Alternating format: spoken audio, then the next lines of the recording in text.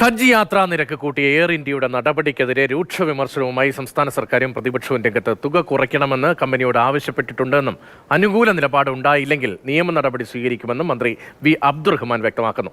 നിരക്ക് കുറയ്ക്കാൻ സംസ്ഥാന സർക്കാർ കാര്യമായി ഇടപെടൽ നടത്തണമെന്ന് പി.കെ. കുഞ്ഞാലിക്കുട്ടി ആവശ്യപ്പെട്ടു. വളരെ ശ്രമിച്ചതിൻ്റെ ഭാഗമായിട്ടാണ് നമുക്ക് കരിപ്പൂൽ ഹജ്ജ് എംബാർക്കേഷൻ പോയിന്റ് കിട്ടിയത്.